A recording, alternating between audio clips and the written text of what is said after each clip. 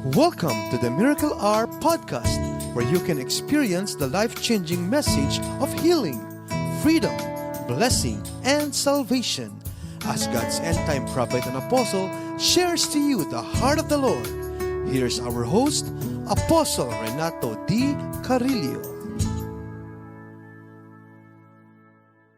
Taking God's specific instruction seriously. Join me please in the book of Ecclesiastes chapter 5 verse 1. Walk prudently when you go to the house of God, and draw near to hear rather than to give the sacrifice of fools.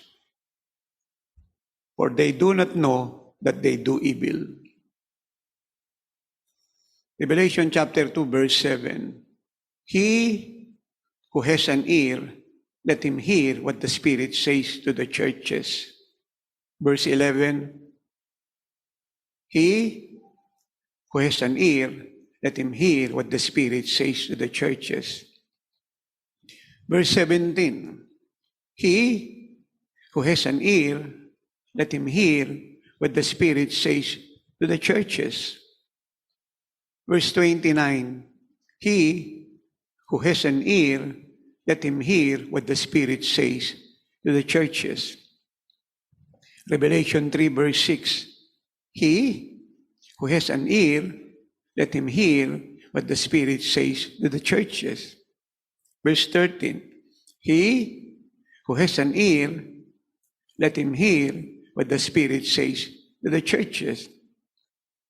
Verse 22, he who has an ear, let him hear what the Spirit says to the churches. So ito po ang mga narinig nating salita ng Diyos ay nagpapaabot kung gaano kaseryoso ang Diyos sa kanyang sinasabi. Dahil dito, sa Ecclesiastes 5:1 ang sabi roon, pag tayo raw po ay pupunta sa bahay ng Diyos, pumunta raw po tayo na may karunungan. Ano po yung karunungan na yun? Na matama raw po tayong makinig sa sasabihin ng Diyos. Hindi daw po natin yung kanya pong ipapaabot.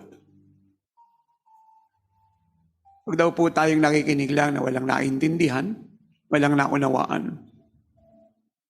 At hindi seryosong nakikinig sapagat ito raw po ay isa pong gawa ng isang taong mangmang. At ito raw po ay isang malaking kasalanan. At dito sa binasa natin sa Revelation 2, 7, 11, 17, 20, at Revelation 3, 6, 13 to 22, 7 ulit na sinabi ng God the Holy Spirit na sino raw po ang merong pakinig sa kanya pong iglesia ay makinig daw po ng matama. 7 times the Spirit of God have spoken that let everybody hear what He is saying to the churches, to everybody. Yung degree po ng desire na pinapaabot ng Diyos ay malinaw dito po sa ating ibinasa. That is so great. Yung kanya pong seriousness ay so intense. Now, you may ask question, bakit ganun po ka-intense ang desire ng Lord na makinig po tayo ng matama na seryosong nakikinig? Napakandali pong intindihin because God is talking to you. He's not a man. He is God.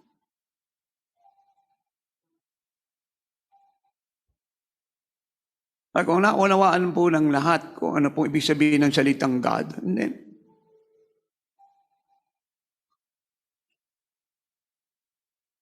our seriousness will be given to God without any reservation. Our ears will be attentive to His voice. Our mind will be surrendered to Him. Our thought, our feeling, our emotion, everything that is in opposition to what He is saying Everything that is disturbing us, that will hinder us from hearing God again and again. Second, God is a master plan. He is called the master builder because He has a master plan. In this end time, the master plan of God is being revealed to us in detail, line by line, word for word, one by one. Again, you may ask question, bakit? Sapagkat gusto niya na yung master plan na yan ay mangyari. Dahil isang nature ng ating amang sumasalangit, ayaw po niya na ano man ang sasabihin niya, isang salita ay iksi o mahaba na ito po ay mawala ng kabuluhan. And always remember, hindi po magsasalita ang Diyos kung hindi po ito mahalaga. Kaya nagpapahalaga sa sinasabi niya, ay nagpapahalaga sa Diyos.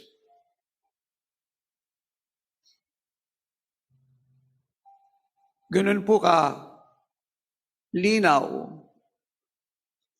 yung layunin niya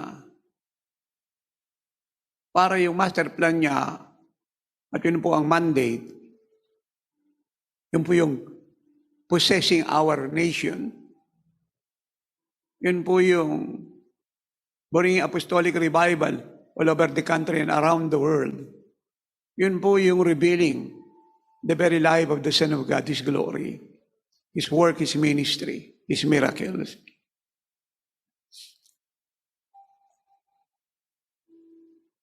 Nang ayon sa kanya pong layunin. Kaya kung atin pong pag-aaralan ng sulat po ni Apostle Paul, especially in the book of 1 Corinthians 3, hinilintulad niya po ang kanyang sarili bilang isang architect. Kaya po'y gumamit ng figure of speech at ang sabi niya, as an apostle, I am an expert builder.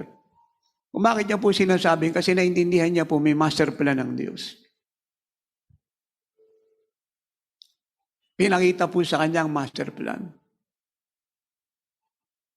At yun po yung sinusunod niya.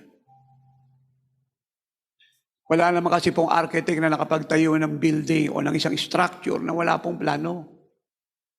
Na lahat po ng kanyang itinatayo ay ayon doon sa plano. Ganito rin po sa sinasabi ko. Nang sabi po ng Hebrew chapter 9 up to chapter 10, na bago ginawa ni Moses ang tabernacle, pinakita ng Diyos sa kanya ang blueprint nito sa langit.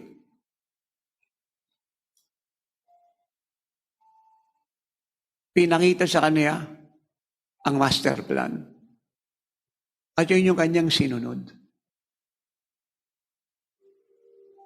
So dito po makikita natin na hindi po pwedeng gumagawa lang po tayo sa fivefold, pababa sa congregation, ang church sa buong mundo, magmula nung siya po'y naitayo hanggang siya po'y ma-rapture, nang hindi ayon sa plano ng Diyos. And we can learn from our Lord Jesus Christ. Kaya siya po ay nabuhay sa walang tigil na pananalangin because the Spirit of God is detailing to Him, specifically speaking, one by one, the perfect will of God. The plan of redemption. His sacrificial life as He go to the cross and died for us and rose again from the dead. Yung lahat po ng sequence ng event na yan ay master plan ng Diyos. At lahat po siya nilakaran ni Jesus. Para po siyang baitang.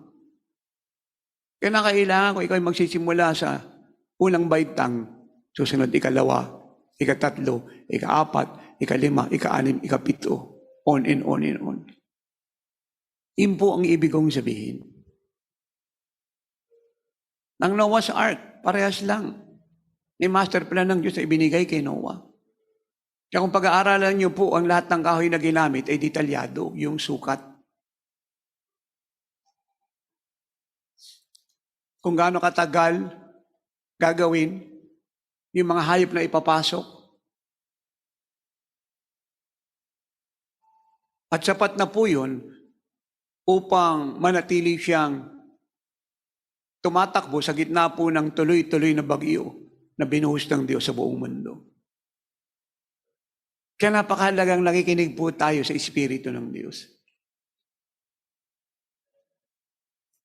Isa rin po itong reason kung bakit sinasabi ng Romans 8:26-27 na kinakailangan sa ating pananalangin ay pangunahan tayo ng Diyos Espiritu Santo. Kasi kung tayo lang pong mananalangin, tayo lang yung sa naintindihan natin. At hindi nun matatats ang master plan ng Diyos at hindi niya po yun mapupulpil. Because it is only the Holy Spirit that knows the heart and the mind of the Father. He's helping us, aiding us as we groan, travail, and moan in the Spirit or weep in the Spirit. Kaya ito po yung noon ko pa sinasabi na baliwala po yung existing ng mga churches sa bansang ito at buong mundo. Kay gaano karami ang member, kay gaano kasipag, kay gaano ka-anointed, kay gaano ka-gifted. Kung wala siyang naintindihan sa sinasabi ko. Dahil ang gawa ng Diyos ay hindi pwedeng samahan ang gawa ng tao. Ang gawa ng Diyos dapat ay puro gawa ng Diyos. Ang tao, instrumento lang tayo, vessel. Ang gumagawa ang Diyos. At para hindi tayo magkamali, hindi tayo madisip ni Satanas, at hindi tayo mag-struggle, at magkukumpes ng negative na para bang walang Diyos, at para bang sobra na yung ating sakripisyo, sobra na yung ating mga pagpapagal, na yung commitment natin ay parang sobra-sobra na, ay kinakailangan bigyan tayo ng Diyos ng pangunguna, gabay, araw-araw. Kaya titingnan natin ang buhay ni Jesus. Wala po siyang araw na barren. Wala siyang araw na unproductive. Wala siyang araw na wasted. Wala siyang araw na questionable. Tingnan niyo yung mga confession ni Jesus. Wala kayong marinig diyan na meron siyang kino-confess na kulang, walang pambayad, walang pera yung mga alagad, walang pagkain, walang pamasahe, walang pang-contribution. Umahirap na pagalingin ito, may sakit na ito, patay na ito. Saan tayo kukuha ng ibibigay sa pangangailangan ng mga tao? Ang lagi niya lang sinasabi ay isa lang, bring them to me, and I will bring them to God.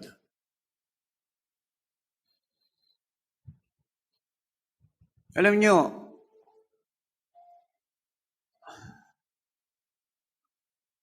sa mga susunod na araw, at pag naibaba na ng lingkod ng Diyos ang revelation, nagsisimula na po siyang maganap. Because the work of the Holy Spirit is according to the revelation of God.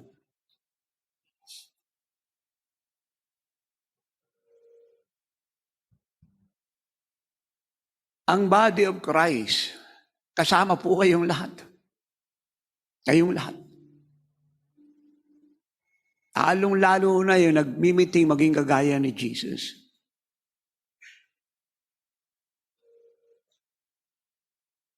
Expect it.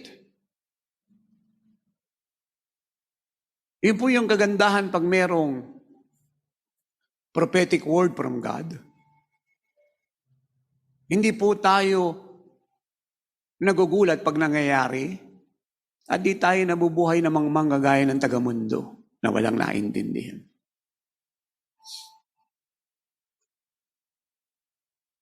Everything in you that is not of God will be shaken terribly. And I advise all of you, submit with humility to God. Be teachable. At itong dealing na ito ay painful.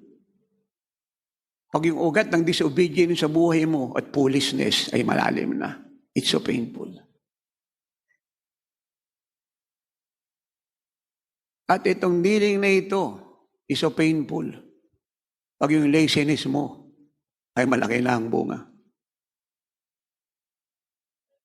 Yung pride mo, dahil akala mo may narating ka na and you got everything and that's okay.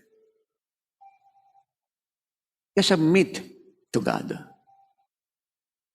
This is for your good. Now you may ask question, why God will do that? Jesus is coming. He is coming. Alam niya namang lahat na hindi siya babalik at kukuha ng iglesyang puno ng weakness at kinukumpisa ay puro weakness. Puno ng disobedience, mabagal sumunod, puno ng idolatry yung puso. Nagsayang ng panahon sa mga tao, sa pangalan ni Jesus, at mukhang parang gawain nga ito ng Diyos. Alam niyang puno ang church ng negative confession.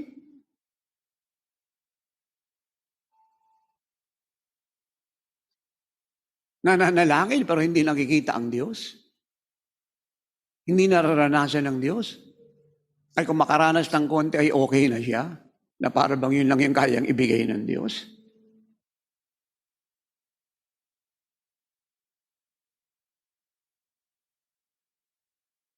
Anong sabi ng Ephesians 5:26-27? Ang kukunin niya ay blameless church, not guilty, innocent when it comes to sin and disobedience, spotless without any wrinkle. It must be a glorious church, a radiant church, shining in the glory of God. Do you understand that statement? Anong sabi ng Hebrew 12:14? Without holiness, no one will see the Lord. Kung magra-rapture ngayon, sa tingin nyo kaya, yung nasa fivefold, yung ayos ng pananamit nila, pagsasalita, presentation ng sarili nila sa Diyos, ay qualified ma-rapture? You know what I'm talking about? Yung mga karakter nila, yung mannerism nila, yung mga useless confession na yan. Sa tingin kaya nyo, itatanggapin siya ng Diyos. You see that? Anong sabi ng 1 Thessalonians 5:23 and 24? In these last days, before the rapture happen, God will bring our spirit, soul, and body into perfection. So, napakasimple nito. Gusto mo ng perfection? Then expect to be dealt by God. Expect the dealing of God.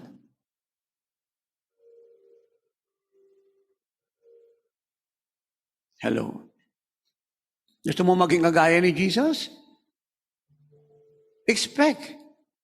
Lahat ng hindi sa kanya itatanggalin niya. If you will allow Him, and if you will not allow Him, then that's your problem.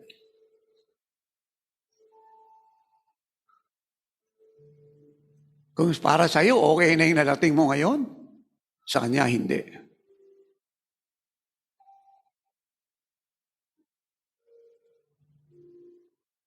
You want an experience? Then the greatest experience you must pray that day and night and days, you're dead to self. Kailangang dumaan ka sa kamay ng Diyos.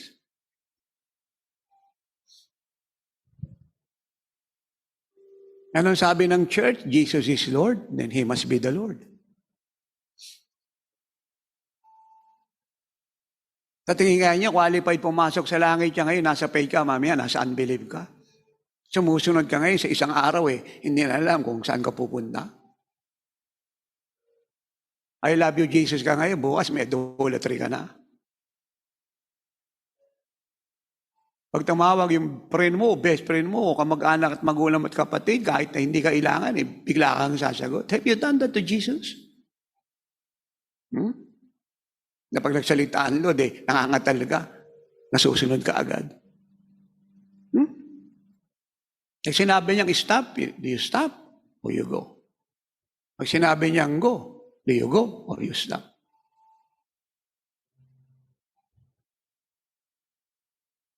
Of course, hindi na nagagawin ng Diyos sa inyong lahat, hindi pare-pares. Depende yan kung paano kayo mabuhay sa harap niyo.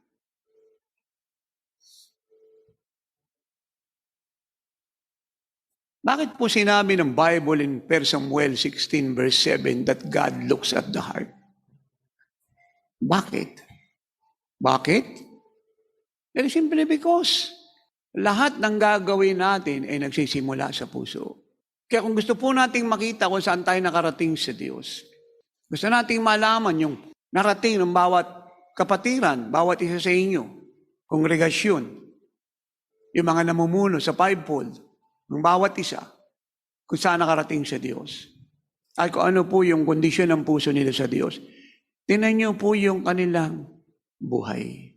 Yung commitment, dedication, faith, humility, being teachable, honesty, seriousness, righteousness, holiness, the fear of the Lord, simplicity, hunger, giving, generosity, attitude. Tingnan niyo po, mga asal nila. Lalo na pag ang sitwasyon po ay hindi ayon sa gusto niya. Doon niyo malalaman kung ano kalagayan ng puso niya. Because everything you do, everything begins in your heart. At yan ang reason kung bakit dapat ma-empty po tayo ng patungkol sa sarili natin. Upang pag tumingin ng Diyos sa atin, ay nalulugod siya. At tingin kaya niyo, sasabihin ng God the Father paulit-ulit na, ito ang aking anak na kinalulugdan, makinig kayo sa kanya kung ang puso ni Jesus sa harap ng Diyos ay upside down. Minsan nasa faith, tapos bukas wala. Nasa obedient, tapos susunod wala. Humble, nung isang araw, nung sumunod na araw, hindi. Teachable, nung nakalipas na araw, nung sumunod na araw, hindi. Naintindihan niyo po yun. Naunawaan niyo yun. The Lord Jesus Christ walked with God. His whole being is subdued by God. Kaya nga niya tayo tiniran upang siyang maghari sa atin. Hindi tayo sa buhay natin. Bakit hindi nakakagalaw ang Diyos? Tinira naman niya ang mga anak niya. Bakit? Pinanahanan niya. Puspos pa ng Holy Spirit. Dapat lahat yan, living like Jesus na. Kasi laging puspos ng Holy Spirit. Si Jesus nakatira sa kanya. Bakit? Nahirapan siyang mabuhay na sagana. Na dapat matagal na naligtas yung pamilya niya. Yung mga wicked, yung mga sinners, yung mga rocker. Pero hindi nangyayari. Ngayon, nakatira si Jesus sa kanya, puno ng Holy Spirit siya. Malakas sa migaw yan. Pag umiyak yan, grabe. Pag may altar call, pag tamakbo sa harap yan, hindi mo mauunahan yan. Pag pinatungan ng kamay yan, talagang grabe yung palahon yan. Nasishaken yan. Pero yung ginagawa niya sa Lord, limitado. Pero yung nakatira sa kanya, unlimited. Yung understanding niya, hindi ganun ka-mature. Pero si Jesus nakatira sa kanya. At tingnan mo yung kanyang ginagawa. Hindi mo makita yung fruitfulness. Meron ding fruit, pero minor. Minor reason. Napakasimple. Si Jesus tinawag na Lord, pero hindi siya nasunod sa lahat ng bagay. Hindi naman diablo yung harang Paano magiging harang yung diablo? Matagal lang ang talo yan. Ako, mas pinaniniwalaan ko ang sinabi ni Jesus na it is finished, the devil and his works are finished, kaysa nangyayari sa sino man. So, paano pa man nalo yung diablo? Talo na nga yan. Kala naman ako nabasa sa Bible na kailangan pa ulit-ulit siyang talunin ni Jesus. Was nga lang tapos na It's final, executory. Kaya hindi diablo yung problema Kung bakit hindi maka-rise up ang marami sa kinalalagay ng Lord, hindi makasoray with God. Kasi na problema, tatay? Di kayo. Kung paano kayo sumunod sa Diyos. Paano kayo umintindi. Paano kayo umunawa. At paano niyo siya payagang maging Panginoon talaga ng buhay niyo? Yung marami tayong palagi na lang limitasyong binibigay sa Diyos, hindi living like Jesus yan. Sayang. Yung maraming benefit na dapat matagal mo nang naranasan kung tinanggal mo yung limitation. Hindi niya napansin, taxation ng 40 days siya ay nagtatakda. Kasi maselan yun eh.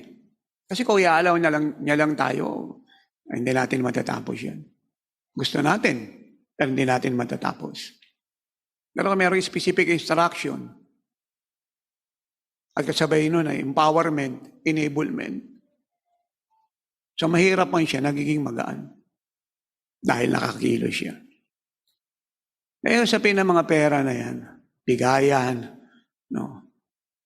Yung mga so-called sakripisyo para sa marami, no? Eh lang kasi naintindihan ng iba eh. Para ba marami na siyang sinakripisyo sa chapter, mula sa pastora, pababa sa kongregasyon. Para bang talaga marami na siyang sinakripisyo. Ito mga so-called sakripisyo na ito.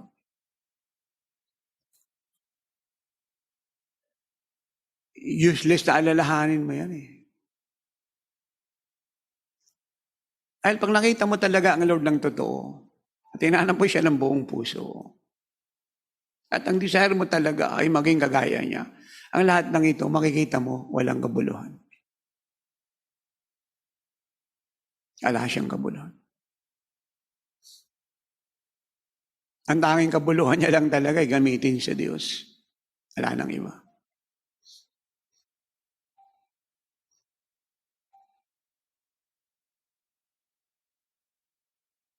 Eh ngayon, mas pinapahalagaan pa ng mga bishop at pastor, pababa sa kongregasyon yung pera eh, kaysa maging kagaya siya ng Lord. Eh yung ibon niya, pinakain ng Lord, ikaw pa. Lagi naman nababasa ng marami yan. Dami ko na rin na bishop at pastor, maging nung earlier ko, tinuturo yan.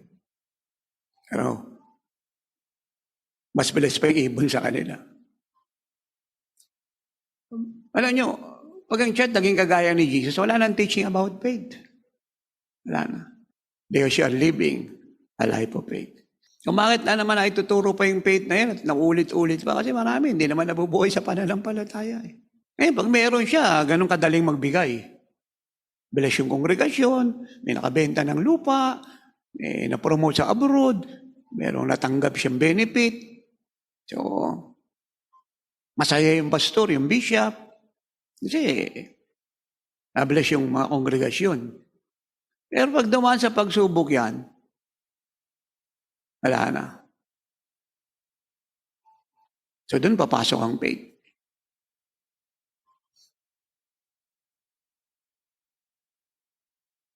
Pero pag binasa mo Bible, wala kang mababasa dyan kahit isang apostol na nagutom. Mga lasweldo yan. Kaya kayo mababasa rin na nag-i-struggle sila paulit-ulit na lang. Bigayan na naman, sakripisyo na naman, kaloob na naman. Dami na naman pinapaabot. Wala kayo mabasa. Because they believe God will supply. And He always supply.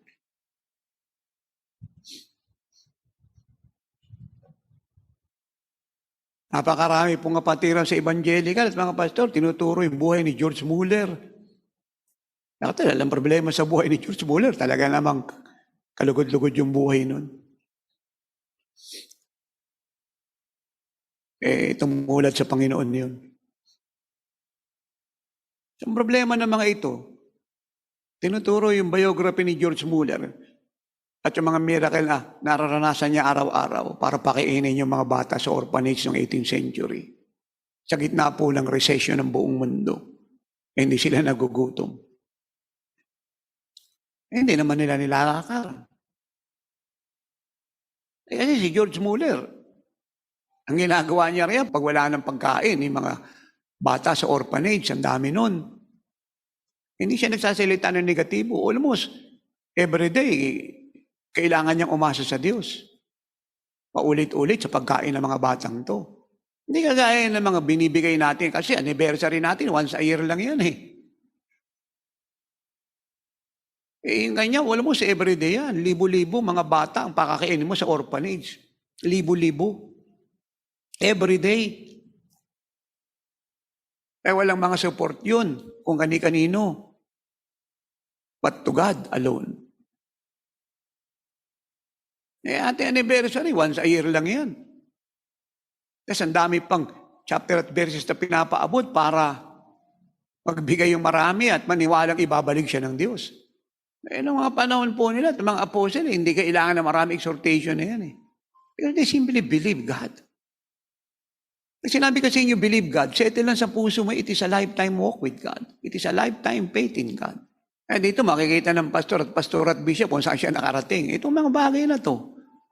Si Lord may gawa nito para itest tayo. Because before God can use you mightily, He must test you. He will never use you mightily and make you useful unless you pass the test. Pagka naging kagaya tayo na Lord, wala nang teaching about faith. Yung obedience, hindi na rin ituturo yun because you're already living it. Ba't lang naman inuulit-ulit yun? Because hindi ka naman talaga nabubuhay sa pagsunod. Hello? Kaya ngayon, sa pusapan ng buong mundo, Amerika, revival. It's more than revival. Tagal na yan. It must be living like Jesus. Hello? Kasi pagka naging kagaya ka ng Lord, hindi mo na kailangan ng revival. Ang buong mundo nangangailangan. Hindi ikaw.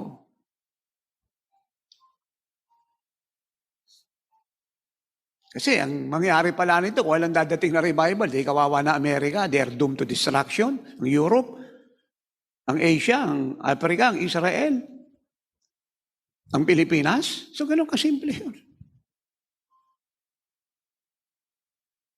Nung panahon ba ng Panginoon, naghintay siya na revival?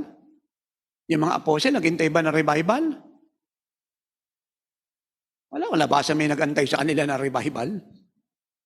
Nang maranasan nila ang God the Holy Spirit, na taging malinaw sa kanila, ang predestination nila, they are chosen to be like Jesus. They live it. They walk. Ngayon, paulit-ulit na lang yan. First wave, second wave, third wave, fourth wave, five wave, six wave, and many wave. Nanindihan niyo ako. Tapos marami mga bishop at pastor, natutuwa, revival is coming. Jesus is coming. Hello. It's more than revival. It's being like Christ. Basahin niyo yung Bible. Wala ka lang mo mababasa dyan na ang in-stress ng mga apostle dyan sa anointing ng Holy Spirit ay revival. No, ang in-stress nila dyan sa mga epistle nila at sino-sino po yung mga author ng New Testament. Paul, Peter, John, James, Jude. Ano yung in-stress nila? Perfection. Being like Jesus. Nakita niyo kung saan nakarating ang church?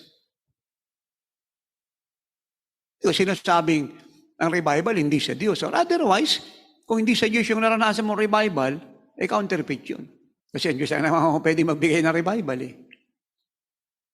That it doesn't mean to say, yun na po yung pinaka-grandes at yun na yung pinaka-highest. Ang nangangailangan nun, yung ang buhay po'y lousy. Yung hindi nabubuhay sa Diyos, they don't walk with Jesus. Yun ang nangangailangan nun. Yung mga pastor na bagsak yung prayer life. Pagdating sa bigayan, sa anumang kaparaanan, nag-struggle, hindi makausad, hindi managana. Alam niyo, ibig yung sabihin? Yung confession, negative. Yung ugali, incredible. Ito nangangailangan ng revival, yung mga worldly. Walang apoy para magligtas ng kaluluwa, namimili ng pupuntahan. Kung nasan yung mga ligtas na, nandun yun siya. Si Jesus nagpupunta doon sa mga sinners, sa mga prostitute, sa mga magnanakaw, sa tax collector, sa mga racker, adulterer, sa mga immoral. You see the difference? Yung mga magnanakaw na ikaputandog. Ang nakakapagtaka rito, tanongin mo yung mga bishop at pastor, bigay daw siya ng bigay sa Diyos, pero lagi siyang kulang. Inindihan niyo ako itong ganitong kalaking lying na ito. Inindihan gaano kalaking pagkabulag to. Paano ka bigay ng bigay sa Diyos sa lagi kang kulang? Wala ko nabasang gano'n sa Bible. Kongregasyon daw, bigay ng bigay sa Lord, panay sakripisyo. Pagkatapos, lagi kang kulang, nag-i-struggle ka sa sunod na bigayan. Kita yung laking ng diablo yan. Kita yung laking pagkabulag na yan. Kita yung karimari-marim na kabangmangan na yan. Hindi na matutuwa sa diablo niyan. Bigay ka ng bigay, pagkatapos, yung kalagayan mo. Kung magkagano, kung bigay ka ng bigay, at yan yung kalagayan mo, hindi tama ang puso mo. Baka nangangalanya ka, sinungaling ka, mayabang ka, proud ka, insincere ka, dishonest ka, maraming issue. Kahit bigay ka ng bigay, hindi ka mabilis ng Diyos dahil yung ginagawa mong pagbibigay at mabubuting gawa, hindi pwedeng itakip yan sa marami mong kasalanan.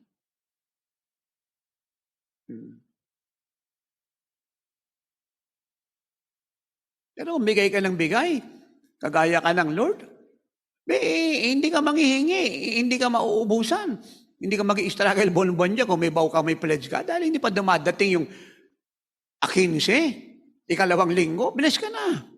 Kasi hindi sinabi ng Bible na magbigay ka, at dahil may pledge ka monthly, so bago magkatapusan, ibibless kita. Wala akong nabasang gano'n sa Bible. Ang nabasa ko, magbigay ka, at kung kailangan mo na, bibigyan ka. Kita ko ba dito? Sinabi na magbigay ka, at sa 25 ng susunod na buwan, bago magkatapusan, bibigyan kita kasi marami kang pledge. Wala akong nabasa ngayon sa Bible. Yung ibon, pinakakain niya araw-araw.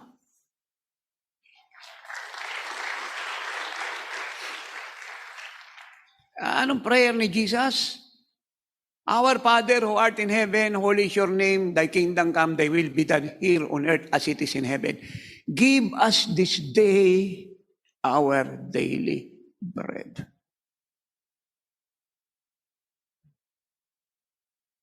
Kung na-supply niya yung hangin, yung ulan, araw-araw protektado ka niya, araw-araw ini-empower ka niya. Masigit pa ba yung pera kaysa Holy Spirit? Of course not. So, ba't di ka maniwalang araw-araw ipoprovide niya yan? Nakita niyo yung mga anak natin pag nagtitestify, hindi na rito sa ibang lugar, sa ibang bansa, na walang sweldo pero blessed. Nakakaintindi ng revelation ito. Yan yung sumusunod. Yan yung nabubuhay sa truth.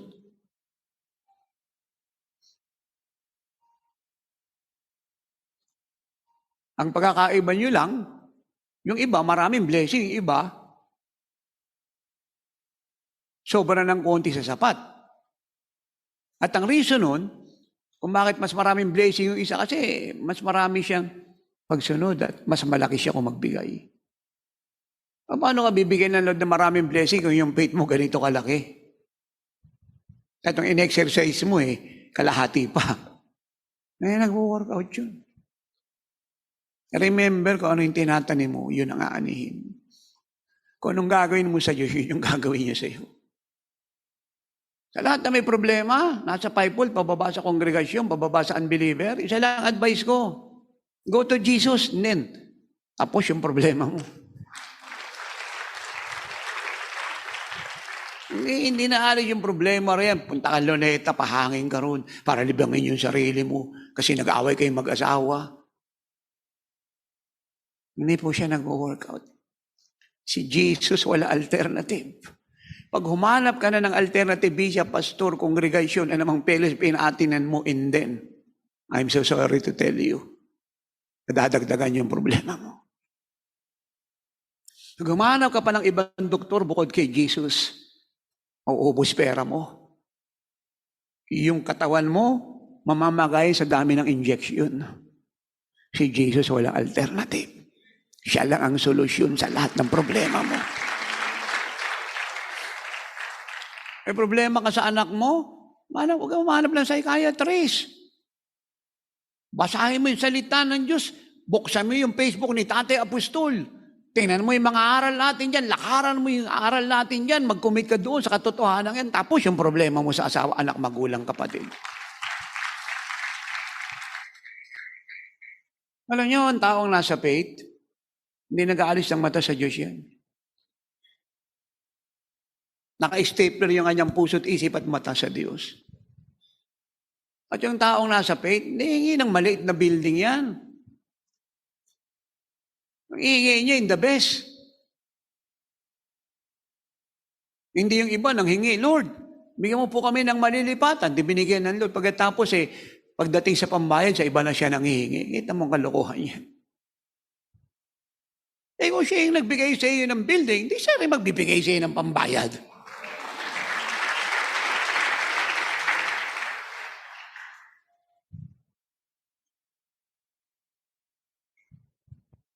Naintindihan niyo po. Ay, hindi, Apostol, may contentment ako. Hindi, die sa kalagayan mo. Just die tomorrow. And be contented.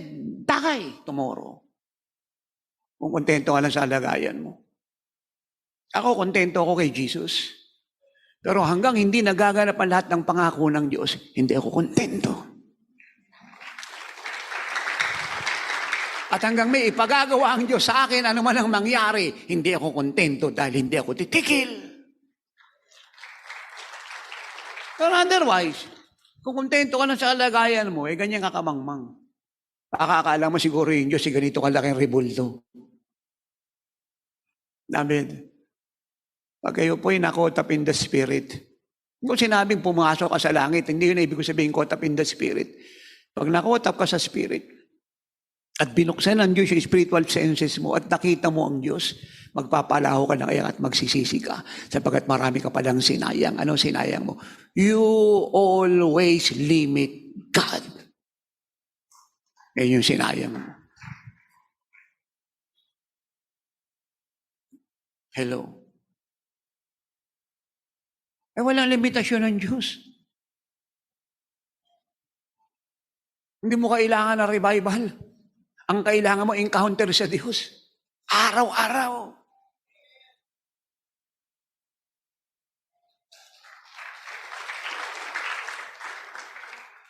Yung revival sa mga backslider lahat yan. Hindi yan sa living like Jesus.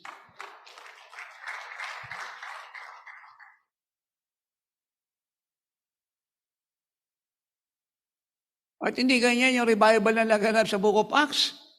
Ang naganap na revival sa Book of Acts, actually, hindi nga revival yun, Holy Spirit invasion yun eh. Ang naganap na revival sa Book of Acts, yung apostolic na yan, hindi pang Jerusalem lang, hindi pang bayan lang nila, it covers the globe. Anong kausap dito?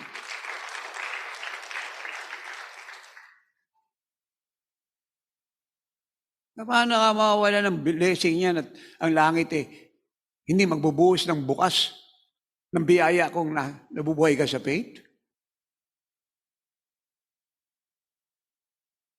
Yun na naman hinahanap lang Diyos kasi nga, without faith, it is impossible to please God.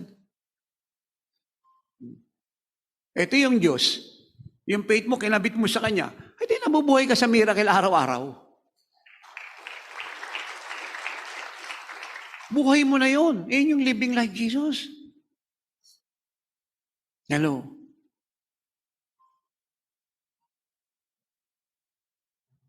Sabi ng marami, ako nagpipray ako.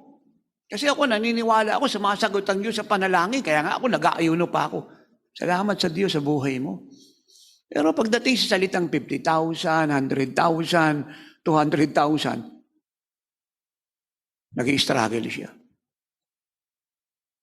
Ang kaya lang ba ibigay ng Diyos 2,000?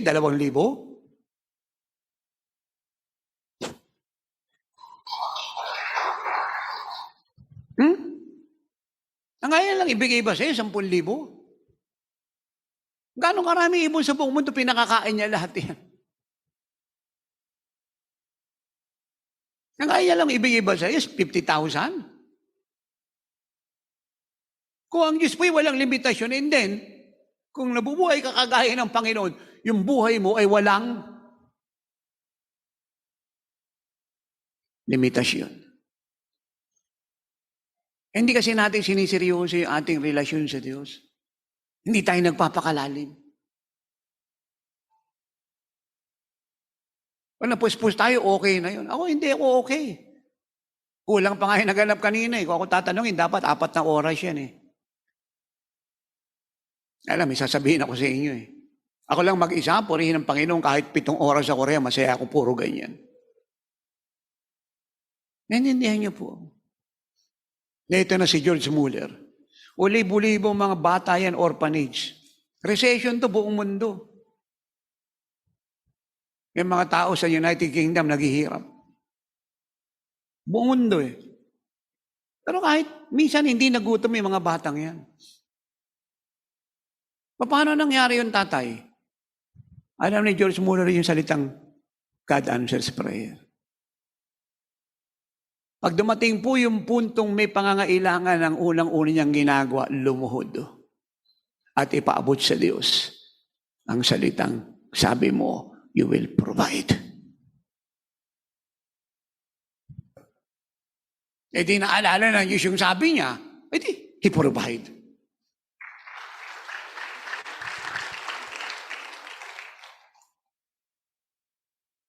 Hello.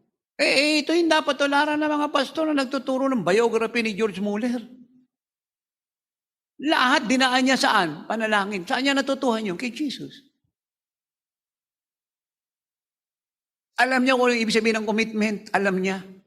Kasi pinakita ng Lord at ng mga apostol kung ano yung commitment. Napakahirap isipin niya, lagi ka nagpipray, pagkatapos kulang ka. Sino ba kinakausap mo pa nagpipray, karibulto? Hindi sayang naman yung pagpapagal mo rin, nakikipag-usap ka sa Diyos, pagkatapos lagi kang kulang.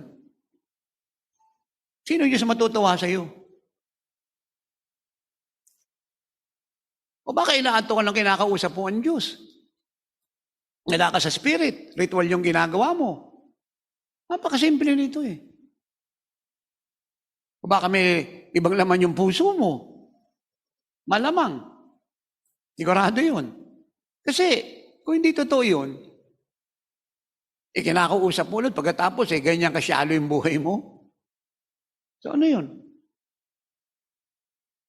Alam ko yung mga tao laging kausap ang Diyos. Pagkatapos niyang makweekend, ipupusi siya, tapos i-reveal lang Lord yung buhay niya sa pamamagitan niya. Mga unbeliever, kahit nightclub yan, kahit sugalan yan, maa-amaze. Magbabago atmosphere yan. At kahit hindi ka nila kilala, ang sasabihin nila, this is a holy woman of God. This is a holy youth of God. This is a holy man of God. Non-believer yun. They recognize something in you. Sino na-recognize nila? God. Why God? Kasi lagi ka nga nagpipray eh. Tapos panay paayuno mo. Hindi ba tatay? Normal lang naman magkasakit. Yung diablo normal. Tayo hindi. Hindi ba kasama kinuha ni Jesus yung allergy sa cross? Hindi ba kasama yon? Bakit tinatabilan pa iba ng mga allergy, kung ano mga sakit na yan, kinuha na pala ni Jesus yan? Gusto nila eh.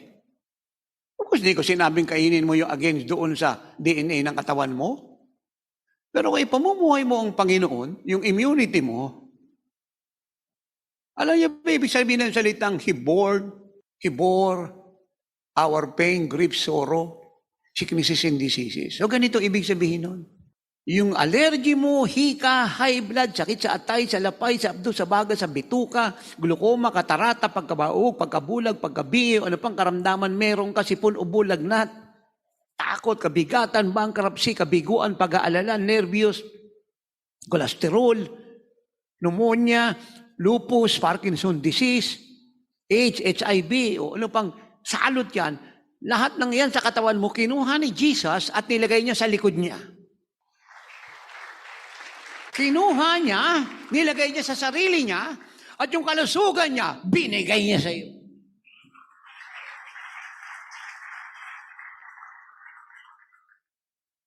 Kaya, yung mundo dapat makita ang Diyos. Puro na lang, revival, revival, revival.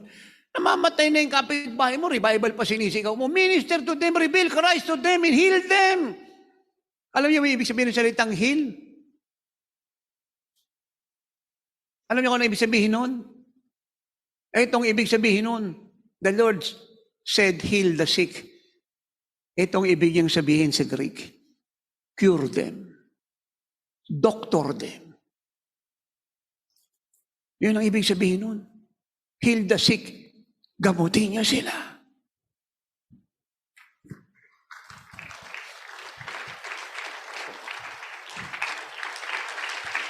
Hindi niyo napansin, wala siyang sinasabing subukan niyo silang pagalingin. Subukan niyo silang gamutin. Ang sabi niya, heal them, cure them, doctor them.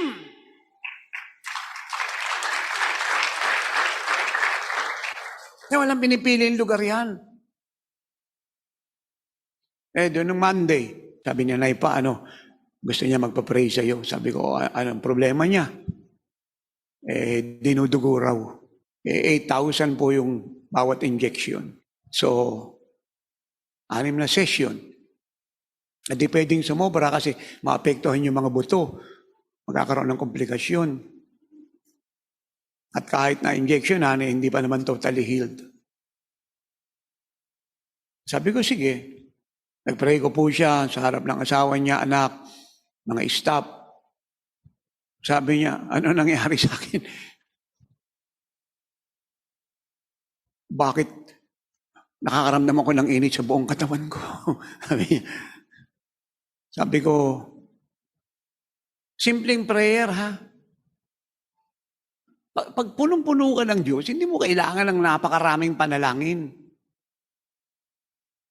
At paulit-ulit na panalangin. Kasi, kung hindi ka puno ng Diyos, at hindi ka nabubuhay sa faith, wala kang burden sa mga kaluluwa, hindi ka umiiyak gabi-gabi, araw-araw, araw at gabi, para sa mga may sakit, may karamdaman na nangangamatay, ginugulo ng diablo. Hindi mo alam kung sino sila, nasan sila, but you grown in the spirit dahil yung burden na Lord, in-infiltrate ka, in-invade ka. Kahit mag-pray ka ng paulit-ulit yan, walang mangyayari sa iyo. So, sabi niya, alam, mulagat siya. Sabi niya, bakit umiinit yung buong katawan ko? Simpleng prayer. Tumigil ka, pagdudugo. Inutusan ko yung matris mo, luminis ka. At dinideklara ko, mula ulong kang talampakan, magaling ka na.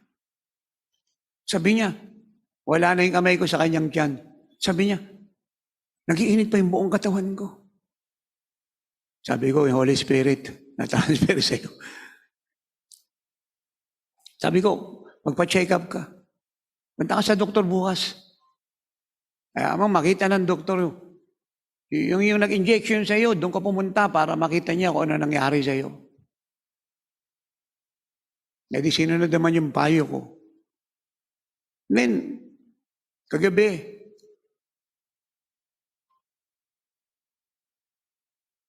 dumating si Jonah sa bahay. Sabi niya, tatay, nagpapasalamat po si sister. Sabi ko, sinong sister? Ayun pong pinagpray niyo. Kasi, nagpunta po siya sa doktor. Nagulat po yung doktor. Hinahanap yung sakit, hindi na makita. Now, pakinig po kayo maigi ha. At hindi lang po yun ang nakapagmulagat sa kanya at sa doktor. Kasi hindi niya sinabi, tatay, meron pa pala siyang breast cancer. Ang sinabi niya lang, dinudugo siya. Hindi niya pa sinabi na meron siyang breast cancer at may bukol siya sa breast. Pero nagulat siya, pati doktor, pati yun, nawala.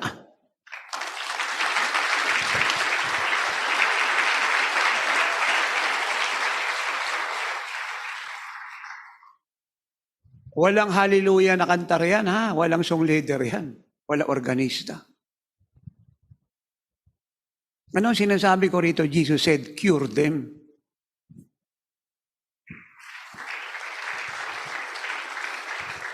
Hindi naman naniniwala ang church dito eh. Nababasa niya yun. Hindi siya naniniwala. Bakit natin sinabi hindi siya naniniwala? Subukan mo kung ang dami niyang iniinom para mawala yung pamamantal, pamamaga, kirot, sakit, allergy, o kung ano pa nararamdaman niya. Hindi ako against dun eh. Si Jesus, walang kapalit.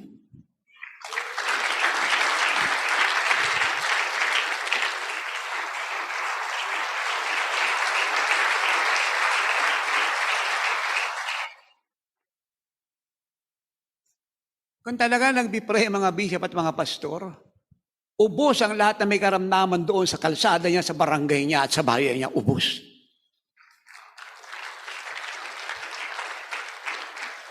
Talaga nagpipray kagaya ni Jesus. Kasi basahin niyo buhay ng Lord. Pagkatapos siyang manalangin na puno po ng pagluha, puno ng pag-ibig sa mga may karamdaman sa ginugulo ni Satan, pagkatapos niya pong manalangin, yung ketongin lumilinis na.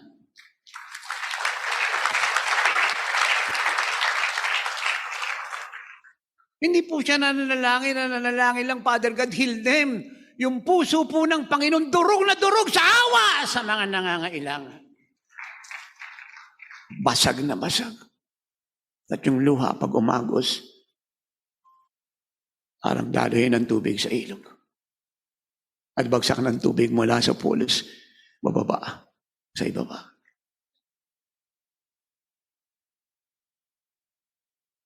Hello.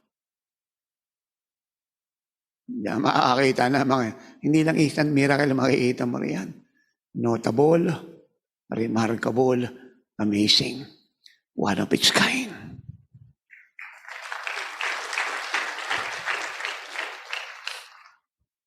Kaya lahat ng ginagawa natin, isisimula sa puso. Kaya mga puso natin dapat napakalinis niya. Kung yung isip mo nagwa-wonder, yung mata mo umiikot, pakiramdam mo hindi stable, be honest. Sabihin mo sa Lord, hawakan mo yung mata ko, yung isip ko. Sinusuko ko sa iyo yung pakiramdam na ito mga bagay na hindi nakakalugod sa iyo. Pakialaman mo buhay ko. Hindi ko alam kung may bandage ako, wala, pero Lord, kung meron, deliver me. Dapat ganun po tayo kahambol. Ng taong nabubuhay sa faith, palagi may answers prayer yan. At yung answers prayer niya, hindi ordinary. Mga major thing. Puro dakilang bagay. Kasi hindi siya hingi sa Lord ng maliit eh. Yung sapat lang. Naman ako nabasa sa Biblia ng Lord, nagbigay ng sapat lang. Pag meron ako nabasa dyan, kahit isa magre-resign ako mamaya. Wala ako nabasa. Ang lahat ng ginagawa niya yan palaging sobra. Para malaman ng lahat na ang may gawa ay Diyos, hindi tao. Hindi pa naiintindihan talaga ng church yung salitang prayer. Hindi siya ganyan kahambol. Kasi bishop siya chairman, senior pastors, so-called spiritual director. Pero yung mga apostle, humble. Ano sabi nila? Lord, teach us to pray. Kaya kasi i-presume na nagpipray ka, nag-aayon na parang alam mo na lahat. Araw-araw, iba-iba ang will ng Diyos sa bawat tao na hindi mo alam kung nasaan at sino sila. Magtatagpo kayo. Kung alam mo man yung problema mo, hindi ka kasing galing manalangin ng Holy Spirit. Kung paano niya i-dismantle gawa ng diablo, kung sino hipuin niya riyang unbeliever, kulto. Kung paano niya i-arrange ang pangyayari in your behalf. Kapag pinayagan mo siyang manalangin, you see result. It's all amazing. Lord, teach us to pray. Alam niyo, bakit mawawalan tayo ng pananabik sa Lord? Pinagaw po natin sa iba eh. Pinayagan natin kunin ng iba. Ang taong sabik na sabik sa Lord, ito lang po yung isang katangiang very evident. Gusto niya palaging nag-iisa.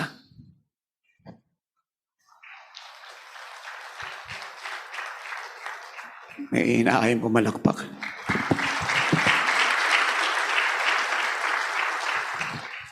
Ganun lang po kasimple yun. Pag ito po'y sabik na sabik sa Lord, gusto niya lagi nag-iisa. Ayaw niyang may alalay, ayaw niya may kasama. Mahal niya yung mga best friend niya, old friend, new friend, all kinds of friend. But they want to be alone. Just to be with Jesus. Mahal niya asawa niya, mga anak niya, mga apo niya, kung sino pang relatives niya. But they want to be alone with Jesus. Eh, hindi sila nagsasay ng panahon sa mga immaturity na nakapalibot sa kanila, yung mga nonsense statement, yung mga asal nila pag-uugali, lalo na kung bishop at pastor ito, because alam niya na walang maitutulong. Pinapagpag niya yung diwa niya sa mga bagay na ito. And focus his thought to Christ. Ay siya yung solusyon sa problema. Sabi niya, come unto me, all of you who labor and are heavily laden. I will give you rest. Learn from me. Kita niyo yan, ano? Hindi ka lang bibigyan ng rest, tuturuan ka pa niya. Siya magtuturo sa'yo, ayusin yung problema mo. Paano? Papagandahin yung pinapastoral mo. Lugar, yung bahay, sambang kinuha mo. Anong gagawin sa television program na to? Sa radio, sa mga pastor na mababait pero mababagal sumunod. So, He will teach you. You will learn from Him.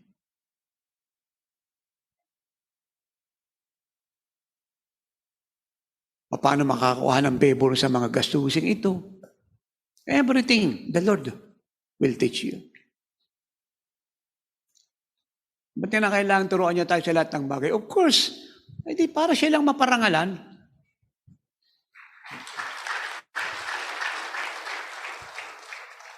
Anong sabi niya sa laki ng malakas, yung lakas niya? Huwag ipagmalaki ng chairman yung coalition niya, yung movement niya. Huwag ipagmalaki ng matatalino yung pinag-aralan niya, ng mga may doctorate, ang mga cum laude, yung kanyang diploma. Ang ipagmalaki nila, ay kilala nila ako. Ako'y mahabagin, ako'y humahatol, at ako'y matuwid. At ito yung nakakalugod sa akin. Itong apat na to. Kilala ko, ako'y mahabagin, alam na yung ugali ko. Ako'y humahatol sa lahat ng kasalanan liko, maliit o malaki, matagal o bago pa lang, maiksi o mahaba. At ako'y matuwid. Hindi ko kukonsintihin ang mali. Hindi ko i-compromise ang mali. O ang tama para ayunan ng mali. Kailangan nga ng church na revival. Masakit tanggapin yun. Tatay, nagpa-prophecy yung prophet, kailangan niyang revival. Ano sa akala mo? Yung evangelist, pag nagtaas siya ng kamay, na-slay yung mga tao, yung mga nasa wheelchair, tumatayo. Kailangan ng revival. Ano sa akala mo? Si bishop, nagdi-deliver. Tumatawag ng anghel, tapos nangingisay yung dinideliver. Kailangan ng bishop ng revival. Ano sa akala mo? Si pastor, masipag. Yung araw, ginagawang gabi. Yung gabi, ginagawang araw. Kailangan ng revival ni pastor. Ano sa akala mo? Nadadagdagan sila. Panay atin ito sa conference. Sa discipleship, ang daming binibili libro nito. Grabe yung mga Bible nito. At tinan mo yung mga kabataan sa church nila, pag nangaral yan, kita mo, pag nagkantahan yan, pag talagang nag-aapo yan, talagang kailangan nila ng revival. Ano sa akala mo? Hanggang hindi nagiging kagaya ni Jesus ang church, kailangan yan ng revival. Apostolic revival.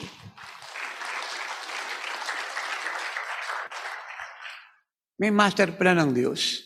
Dapat masunod yan. Dami sinahayang ng mga nasa Bible, bababa sa kongregasyon na benefit, blessing mula sa Diyos. Bakit napakahalagang sumunod tayo sa specific instruction ng Diyos? Because that is the only way for His master plan to be fulfilled. That is the only way. Wala pong ibang way upang yung master plan niya po ay maganap. At lahat ng instruction ng Diyos is specific yan. Ano bang yung sabihin ng salitang instruction? A direction or order. Binibigyan ka ng direksyon, inuutusan ka. Order. A direction or order. Instruction tells us what to do and what not to do. Yun pong instruction, tinuturoan tayo nito kung ano yung dapat gawin at hindi dapat gawin. Nakita niyo yan? Specific yan. Alam niyo, maraming bishop at pastor, kongregasyon, Ang naging kasalanan nila sa Diyos ay eto. Ginawa nila ang utos ng Diyos pero hindi kompleto. Kasalanan yun. Halimbawa, sinabi na daw, magbigay ka ng 30,000, 40,000, 50,000, ibinigay niya. 10,000 niya, nasa kakayahan siya para ibigay yan. Kasalanan niya. Hindi kompleto yung pagsunod niya sa utos ng Diyos. Kasalanan niya. Yung isang uri ng kasalanan, alam niya yung utos ng Lord, hindi naman niya sinusunod. Yung isa, hindi kinumpleto pagsunod. Kasalanan niya. Instruction, detailed information, telling how something should be done, operated or assembled. Kita niyo yan, detailed information, yung po instruction, detalyadong informasyon. Telling how something should be done. Sinasabi kung paano gagawin ng isang bagay, papatakbuhin o bubuuin. Detailed information telling how something should be done, operated, or assembled. Ano ba yung mga specific instruction ng Diyos sa atin? Yan, obedient sa mga vows na yan. Mga pledge sa TV. Ano pa yung mga vows natin, commitment natin sa Lord, pag-anniversary niya. Yan yung pag-living like Jesus. Kaya hindi ka na nagtataka sa mga yan. Kasi bahagi na ng pananampalataya mo yan eh. Bahagi ng paglilingkod natin yan. Hindi na nakakamangha yan. At kung nagbigay tayo nung nakalipas ng malaking amount, pagkatapos ngayon, pababa, hindi ka lumakad sa Diyos nun. Umatras ka. Kasi, ang alam ko, ang blessing ng Diyos hindi pababa eh. Ang alam ko, ang blessing ng Diyos puro pataas. At kung yung pagsunod mo tuloy-tuloy, yung blessing mong pataas ng pataas will be turned into wealth. It includes the wealth of the wicked. Isang araw ko po yung nagpipray. Ito kay nanay eh. Sabi sa akin ng Lord, alam mo anak, yung wealth ng wicked, nandiyan na yan eh. Pero maraming mga anak ko, hindi nila matanggap. At ito raw po dahilan kung bakit hindi matanggap ng marami sa inyo, yung wealth ng wicked. Ito raw dahil, andiyan na yan. Para lang na mag-glory yan, andiyan na yan eh. Kaya nag-aantay pa ng dispensation eh, nawawala sa truth yun. Para na ma-harvest ng kaluluwa yan, andiyan na yan. Di pa tayo pinapanganak, nandiyan na yan. Inindihan niyo po ako. Di ka pa nag-aaral sa Bible School, di ka pa nagbabacklight, nandiyan na yung mga kaluluwa. Hindi pa nga tayo pinanganganak, nandiyan na sila eh. Yan din po ang wealth. Nandiyan na yan. Ay kung bakit daw po hindi matanggap ng marami kahit nandiyan na? Nakinig kayong maigi. Kasi marami pa raw tatanggalin sa puso ninyo. Marami ang aalisin sa mga ugali niyo. Marami pa sa mga pride niyo pipit-pitin ng Diyos. Marami pang lilinisin sa buhay niyo. Dahil ayaw niyang ibigay yung kayamanan sa mga anak niya, kagaya ng prodigal siya na hindi handang humawa. Kasi uubusin mo sa sarili mo yan. Ang purpose niya ay gamitin sa kaligtasan ng buong mundo. Kung hindi ka nga makapagbigay ng tapat sa first fruit, ng tithe offering, yung wealth pa, pag nasa kamay mo na, sa tingin mo kaya, hindi mo siya i-squander, hindi mo siya i-kukonfine sa sarili mo. Hinindihan niyo po ako. Yun ang principle eh. Ano sabi na Lord sa Luke 16, 10, 11, 12? Ang mapagkatiwalaan sa maliit, pagkakatiwalaan sa malaki. Dito nga sa bibigay ng tithe offering, mga vows na yan, hindi ka naging tapat, bibigyan ka pa dyan mas maraming pera. Isipin niyo po sinasabi ko. Yung mapagkatiwalaan sa maliit, pagkakatiwalaan niya saan? Sa malaki. Paano yun? Kung hindi ka napapagkatiwalaan sa mga ito, yung lesson mo ngayon, back subject mo pa yun ng nakalipas na taon. Hindi mo pa siya napapasahan. Kaya, yun po yung simpleng truth. Inuulit ko, huwag kayong magtaka. Terribly shaking is coming to the body of Christ. Hindi kayo exempted, mga anak. Huwag kayong managinip na exempted kayo. Hindi exempted ang Jesus. In fact, una tayo. Otherwise, hindi tayo leader. Hindi tayo model. Huwag na po kayo magtaka. Makirot po yan. At give it to God. He can heal you everywhere you heart. At ang pinakamabigat po rito ay matagal mo nang ino-overcome na hindi mo ma-overcome. Matagal na ng Diyos kinukuha pero hindi mo binibigay. Painful po yan. Yung paulit-ulit na lang ng mga weakness na yan. Paulit-ulit na lang ng mga sin na yan. Paulit-ulit na lang na laziness, disobedience na yan. So painful. give it to God. Ako, ayaw mo, it's up to you. Enjoy your struggle. Enjoy your pain. Kaya na po kayo magtaka. Hindi kukuha si Jesus ng anak niya na imperfect. Ang perfection hindi ginagawa sa langit. Ito ginagawa sa lupa araw-araw. Andito na ang wealth, hindi matanggap ng marami kasi maraming tatanggalin. Ay, hindi ka nga nabubuhay sa faith eh. Hindi ka nga maniwalang kaya ka nga niyang bigyan ng pera para may maibigay ka sa anibersaryo niya eh. Hindi ka nga maniwala na sobra pa dyan yung kaya niyang ibigay para yung plates mo maibigay mo. At yung quota ng bawat chapter maibigay mo. Hindi ka nga naniniwala. Yung wealth pa, naniniwala ka, ibibigay niya sa'yo. Gumising ka. Uy. Hindi ka nga maniwala sa maliliit na amount na yan. Yung malaki pa kaya. May tao po ba dito? Kasi yung dalawang kamay ng kausap ko rito. Hindi ka nga naniniwala yung barangay mo Kaya niyang iligtas. Bibiyay ka pa sa buong mundo. Hindi tatay naniniwala. Kung naniniwala ka, nasa na sila? Nasa na sila?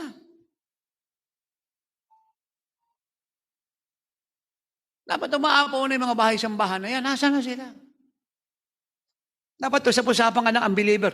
Pag si pastor nakita ko, he's a holy man of God. Si pastora nakita ko, pati yung congregation nila, grabe mga kabanalan nila. Daman-dama ko ang Diyos. Pinagsasalita, mga bakla, mga tomboy, mga rocker, mga vlogger, mga drunkard, mga sinners. Hello? Maintindihan niyo po. Dapat yan yung naririnig Hindi, ako si bishop ako. Ako si chairman ako. Ako, leader ako ng coalition dito sa sa Luzon, sa Visayas, sa Mindanao. Ako, elder ng city ako. Pero ano sasabihin na unbeliever sa iyo? Di ba nakakalagod sa Diyos yan? Grabe, nakita ko si pastor, kinilabutan ako. A holy man of God. Nakita ko si pastora, kinilabutan ako. A holy woman of God. Nakita ko yung mga youth. Grabe, kinilabutan ako. Mga kabataang malinis ang buhay, puno ng Diyos. Nakaka-amaze, no? Nakaka-shock, no? Hindi mo na marinig sa unbeliever yan. Ano naririnig? Ano inalabas sa bibig ng mga unbeliever? Bishop ba yan? Ba't ganyan ugali? Pastora ba yan? Bakit ganyan? Kung magsalita yan, nakakasugat ng damdamin. Leader ba yan ng church? Bakit ganyan yan? Parang walang karunungan. Hindi pa nag-aral yan. Bishop ba yan? Pastor ba yan? Bakit palagi nandito sa opisina ni Governor ni Marian at lagi may loyalty check na hinihingi? Tapos sasabihin sa akin ng church sa bansang ito at buong mundo nalulugod ang Diyos sa buhay nila. Gumising kayo. Gumising kayo. Ayusin yung sarili niyo.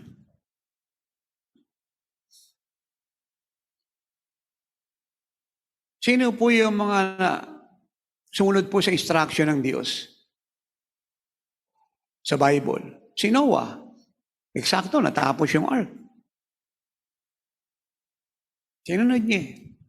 At kung ano yung pinagawa ng Diyos na ayos ng ark. 3-story building, 45 feet high.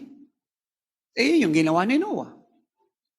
Kung ano yung kahoy na pinakuha, yun yung kinuha niya. Ito dapat matutuhan to ng mga bishop at pastor Hindi ka dapat maging mangmang sa harap ng Diyos na sinasabi niya sa specific na gagawin Ito yung kahoy na kailangang ikabit dyan, ito yung kinuha mo. Are you with me? Hindi na intindihan lang marami. Malaking kasalanan to sa Diyos. Malaking kamalian ito. Pinipilit nating sumunod ng Diyos sa gusto natin kaysa tayong sumunod sa utos niya. Tatay, nangyayari ba yan ako? Matagal na hanggang ngayon malalampong kalagayan yan at kasalanan sa church. Ikalawa, tabernacle of Moses. Mula sa outer court, sa inner court, sa most holy place, lahat po ng kailangan doon, table of showbread, burnt offering, candlestick, anointing oil, yung curtain ng temple, 63 feet high, napakalawak, napakabigat, mamahaling mga tela. Lahat po yung kinabit ni Moses. Ngayon, mga pastor at mga bishop, walang conscious. Bahay ito ng Diyos. Mga kabarangay, kababayan, punta kayo rito sa gawain. Si bishop, si pastor magtuturo. Ang Diyos sumasa akin. Bagong tayo yung bahay sambahan dito sa malapit sa inyo, dyan sa malapit sa plaza. Bahay ng Diyos. Bahay ng Diyos. Anong ayos ng bahay ng Diyos? Hindi ka ba kinikilabutan? Bahay ng Diyos, tapos yan yung makikita nila? Ang daming nakasabit, daming nakasampay. Bahay ng Diyos.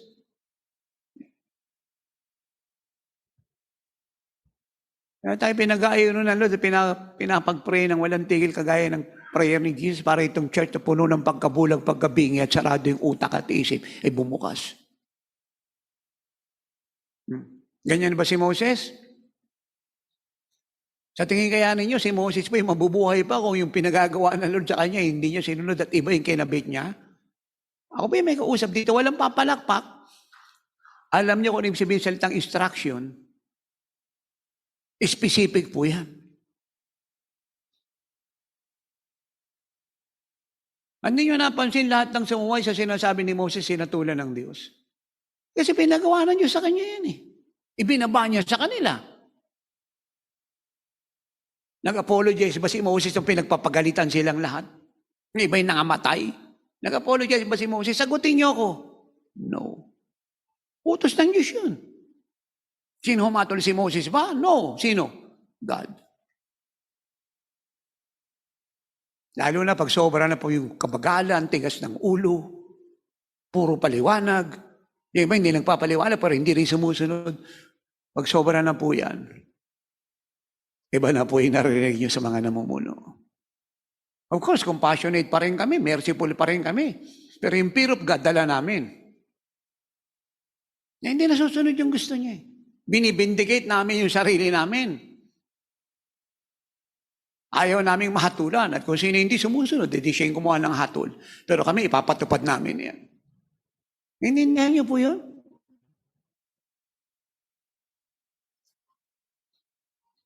Sino pa ang sumunod? Si Joseph. Sinunod niya yung Diyos. Magtayo ka ng granary. Sa loob ng 7 taong kasaganan, imbak mo lahat ng makukuha mo mga palay dyan, mga wheat na yan, para pag dumating 7 taong tagutom, ay hindi kayo magugutom. At yung buong mundo ay pupunta sa iyo. At bibili. At lahat ng property nila kunin mo. Yun na pa sumunod, si Solomon. Tinayo ang Solomon's Temple.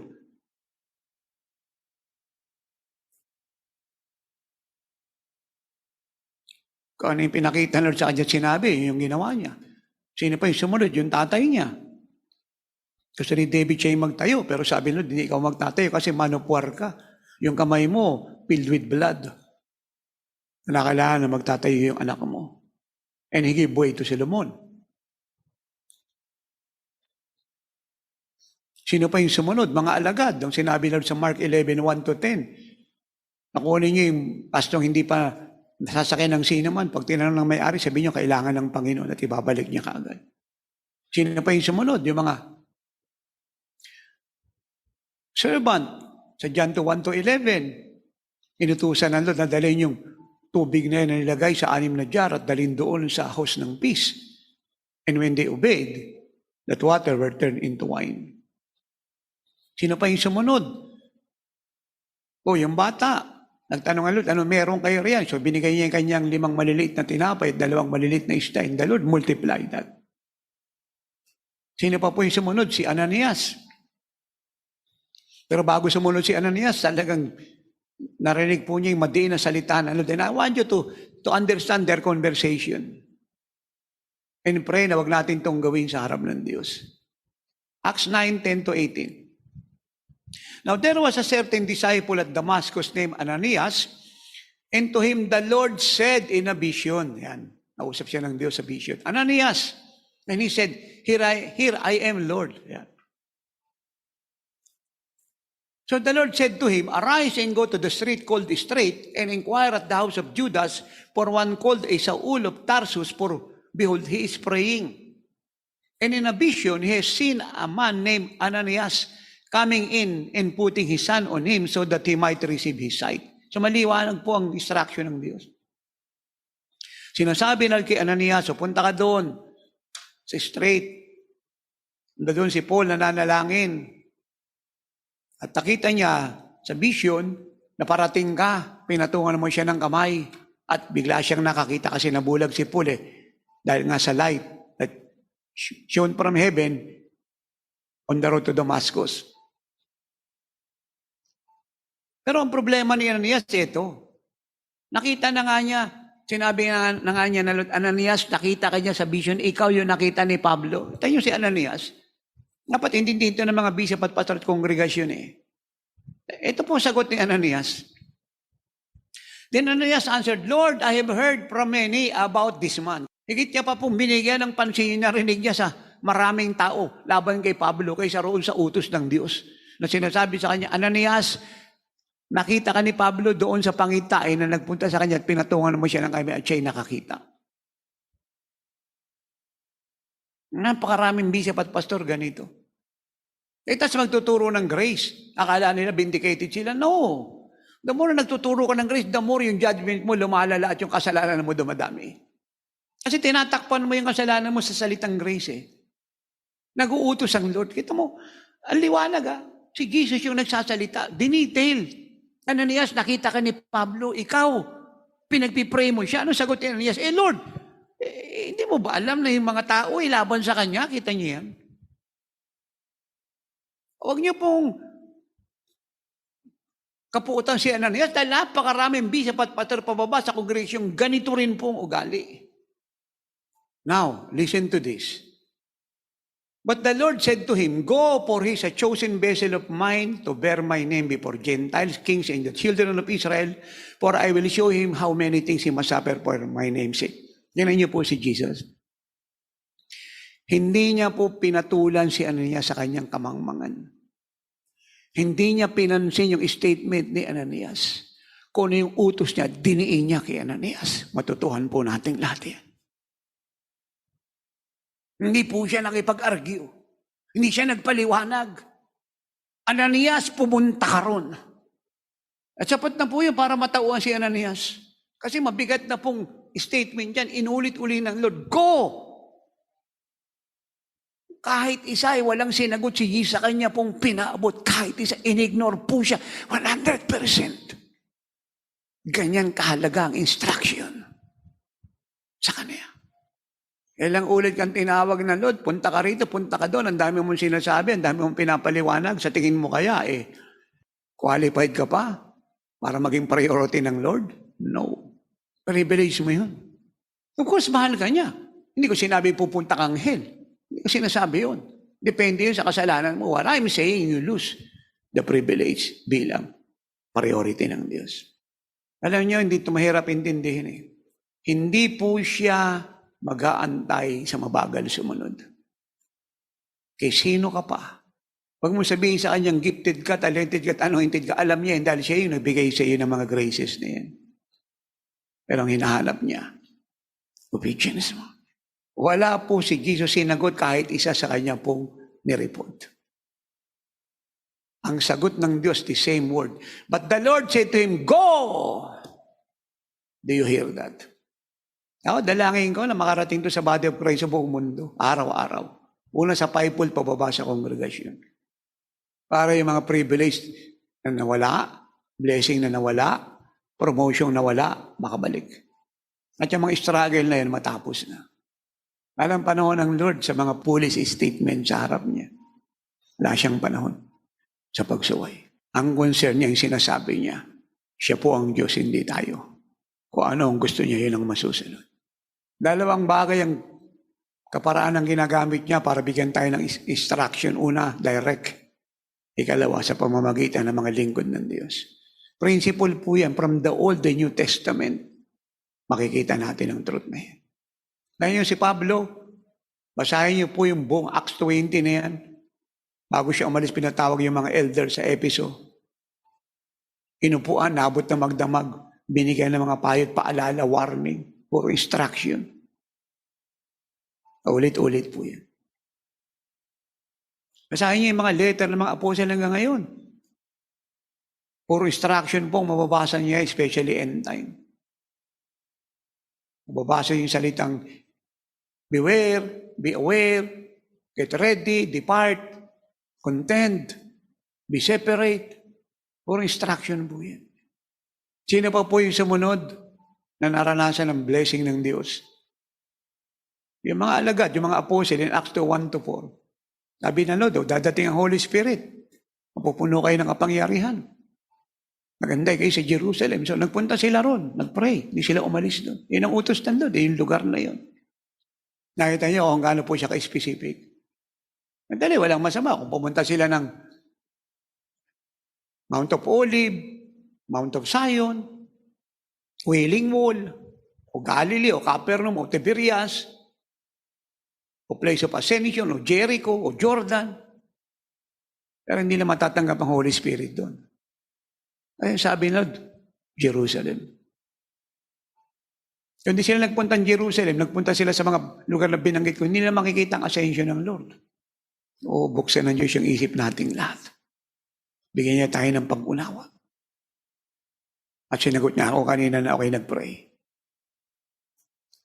Sino pa po yung sumunod sa instruction na naging matagumpay? Sila Joshua. Joshua 6:20-21. Sabi ng Lord, 7 ikot. Tapos ikaw ng malakas. Mabagsak yung walls ng Jericho. Hindi sumunod sila. Walang pagod. Hindi lang sila naging victorious sa labanan. Yumaman pa sila. Kasi lahat po ng property, possession at treasure ng mga taga-Jericho napunta sa kanila. Pinala-under po nila ang mga taga-Jericho. Sino pa yung gumaling? Yung lukot yung kamay sa Mark 3:1-6, Jesus said, iunat mo yung kamay mo. Actually, hindi siya nagsabi, Lord, paano ko po iunat? Lukot nga ito. Hindi nyo napansin, pag mayroon tayong mga pinagpipreach sa lugar na to, magayon sa ibang lugar. Sinabi ko, nanay, gumalaw ka. Hindi, masakit yung katawan ko. Gumalaw ka! Ay, di nung sumunod, di gumaling. Kasi kung bigyan natin ng pansin yung, kasi masakit katawan ko, hindi ko yung nasunod, hindi walang mangyari sa himala. Nuutusan kang sumunod, hindi magpaliwanag. Sabi, umunat ka. Hindi sinabi, lukot nga yung kamay ko. Di pinilit niyang iunat, di umunat. Sa John 5:1-14, yung lumpo sa pool ng Bethsaida. Sabi, Lord, tumayo ka, buhatin mo higaan mo. Hindi sinabi, lumpo nga ako, hindi nga ako makatayo di nagsimulang iunat niya yung paa niya at nagulat po siya. Nung inulat niya yung paa niya, tumindig siya, binitbit yung higaan niya. Isang simpleng movement ng katawan niya, naging daan upang yung full miracle matanggap niya. Sino pa yung blind man?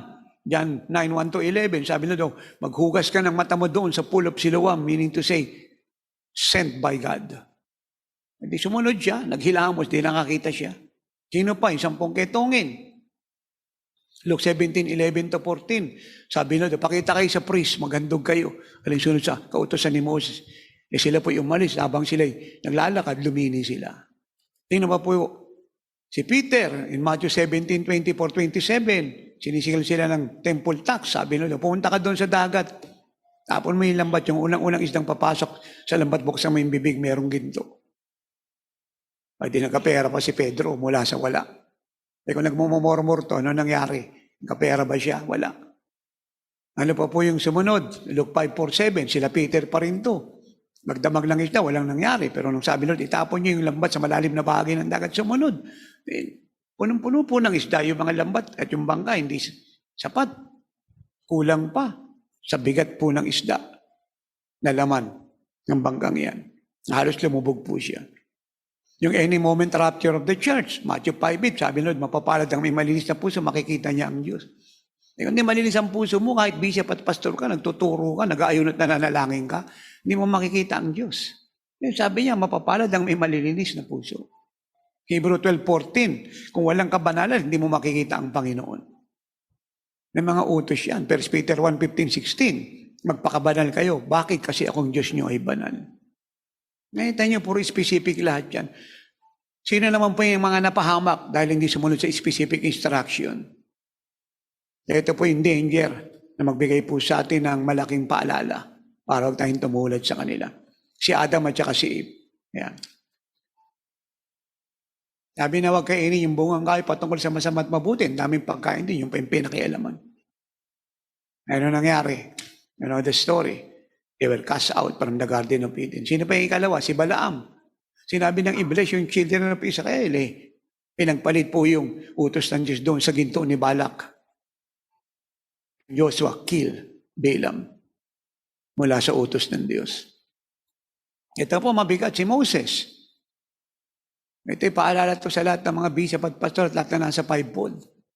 Si Moses, sabi ng Lord, minsan mo lang paluin yung bato. Minsan lang. Because the trap symbolizes Jesus Christ.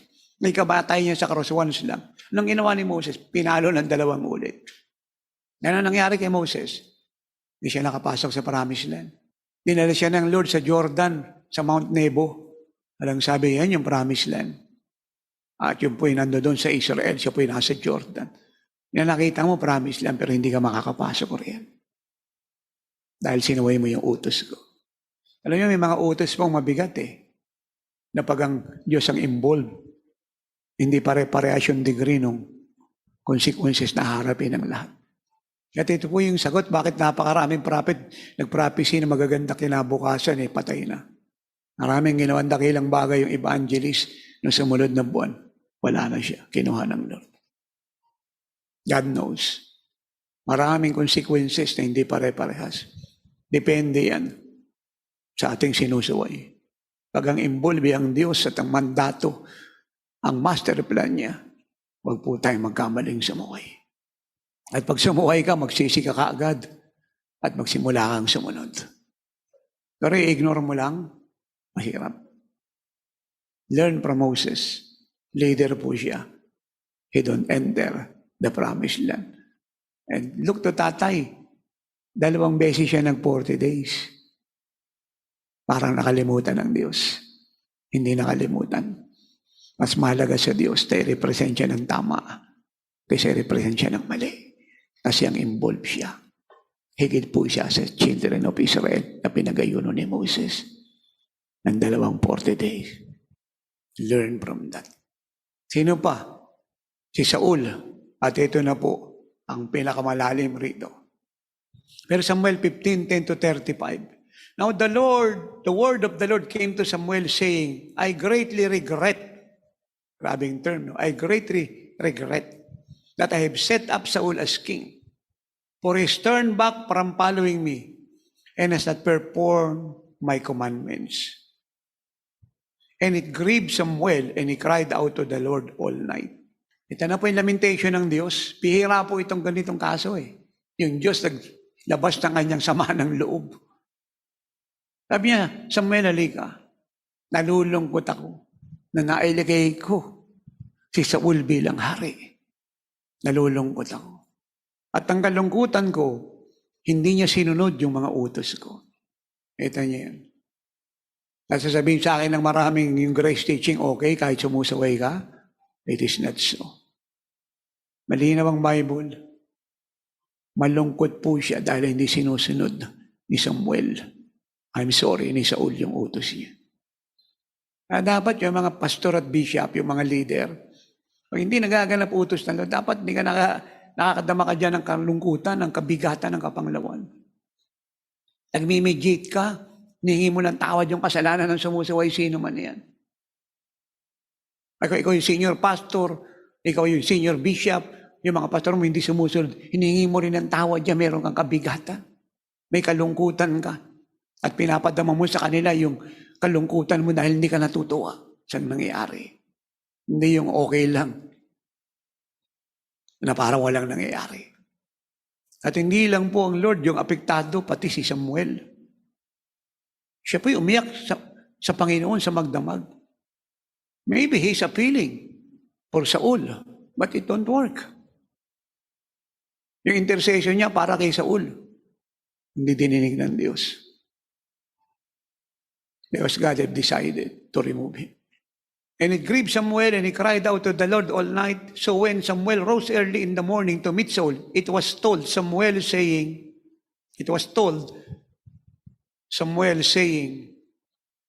Saul went to Carmel, and indeed, he set up a monument for himself. And he has gone on around, passed by, and gone down to Gilgal. Look to me and listen to this. Pumunta na po si Samuel kay Saul. Pero sabi ng mga tao, wala rito si Saul. Siya'y pumunta ng Carmel at nagtayo ng monumento para sa sarili niya. Yung sumuway sa Lord, nagtayo ng monumento. Intindihan niyo yan? Anong karapatan ng bishop at ng pastor at ng kongregasyon na ipagmalaki ano man meron siya kung sumusaway ka sa Lord? Another Saul. Sumuway sa Lord, nagtayo ng monumento. Sabi ron, he put up a monument for himself, nagtayo ng monumento para sa sarili niya. Nakita niyo, karim-arim na kasalanan na yan. Yung sumusaway, nagtayo ng monumento. Then Samuel went to Saul, and Saul said to him, "Blessed are you of the Lord." Kita niyo yan? Pinipilit niya pang impress yung prophet. O pagpalain ka, dahil mula ka sa Diyos. Blessed are you of the Lord. Binibless niya yung prophet. Ni-impress niya. I performed the commandment of the Lord. Yan. Naming pastor ganito eh. Hindi sumunod. Pero para sa kanya sumunod siya. Pag pinagalitan mo ito't kinarek, magre-rebel dito. Kasi para sa kanya sumunod siya eh. Ba't siya napagalitan? Bakit siya na-correct? Bakit siya napagsabihan? Sumunod naman siya. Akala ni Saul. Ito yung problema nito, pag sumusaway ka, marunong ka pa sa Diyos at sa mga lingkod ng Diyos eh. Marunong ka pa. Kaya yung posisyon, napakapanganib nito pag hindi ka humble at teachable. In fact, hindi ka dapat mailagay sa posisyon, malibang namatay ka sa sarili mo at naturuan kang maging mababang loob at maging maamo. Dahil yung posisyon na kinalagyan mo, yan ang wawasak ng buhay mo. Pag nag-uutos ang Lord, hindi niya kailangan ng paliwanag ng sino man. Ang gusto niya, pagsunod. Kaya tama ka, kaya justified ka, kaya para sa iyo ginawa mo lahat, hindi niya kailangan ng paliwanag mo. Ang pinapaabot sa iyo, sundin mo. Kinagawa mo na yun, gawin mo uli. At pag may pinaabot sa iyo, ang ibig sabihin, meron pang pinagagawa sa iyo, hindi ka pa sapat sa ginawa mo. Huwag ka na magpaliwanag pa. I performed the commandment of the Lord. But Samuel said, "What then is this bleating of the sheep in my ears and the lowing of the oxen which I hear?" Sabi mo, sino na yung utos na Diyos? Ano narinig ko? Yung mga tupa. Yung mga oxen, naririnig ko. Kanya silang lahat. Tapos sasabihin mo sa akin, sa harap ng Diyos, sinunod mo yung utos niya na sinabi ko sa iyo? No. Ito pong problema ni Saul, nagpaliwanag pa. And Saul said, "They brought them from the Amalekites. For the people spared the best of the sheep and the oxen to sacrifice to the Lord your God, and the rest we have utterly destroyed." Yan, justify niya po yung kanyang kasalanan. Hindi, sinunod ko yung utos ng Lord. Yung lahat ng pag-aari na Amalekite, kinuha namin. Yung mga the best na mga sheep at oxen, pinatay na, ihandog namin sa Diyos. Pero yung mga baldado, pinagpapapatay namin. Nita niyo yan. Pinipilit niya pa po i-justified. Hindi namin pinatay yung magagandang mga astot, mga tupa kasi ihandog namin sa Diyos. Pero yung bulag, yung pipi, yung bingi, pinagpapapatay namin lahat yan. Ito pong utos ng Diyos. Pag ang utos specific, huwag ka na magdagdag at magbawas pa. Ito ang utos. Pero Samuel 15. Samuel also said to Saul, "The Lord sent me to anoint you, king over his people, over Israel." Sa gusto ng mga pastor, may apostol sa church at may prophet. Sa ayaw mo sa gusto. Kaya yung theology mo, tanggapin mo sa church, may prophet, may apostol. Isang araw susulpot kami. Magsasalita kami kahit ayaw mo. Dahil may inutos ang Diyos sa amin. "The Lord sent me to you, to anoint you, king over his people, over Israel. Now therefore heed or listen to the voice of the words of the Lord. Thus says the Lord of hosts, I will punish the Amalek for what he did to Israel, how he ambushed him on the way when he came up from Egypt. Verse 3. Now go and attack Amalek and utterly destroyed all that they have and do not spare them. Utterly destroyed, totally destroyed everything. Wala kang pipiliin, lahat wasakin mo. Lahat sunugin mo. Lahat sirain mo. Lahat. Ginawa ba ni Saul?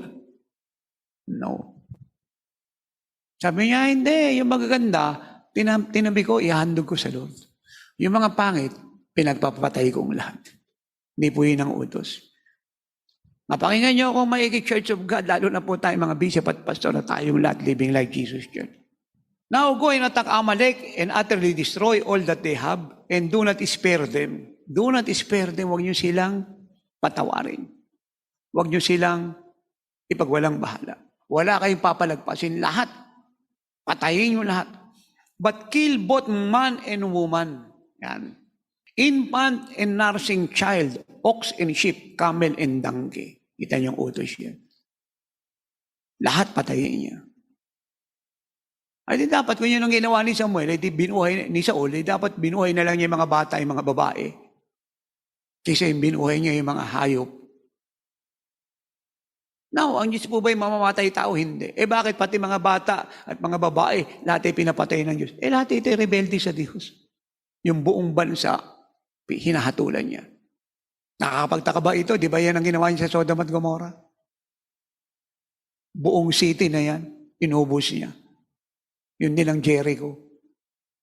Dahil ito mga batang ito lalaki, rebelde sa Diyos lahat. Lahat ay susaway sa Diyos. Hinindihan niya yan.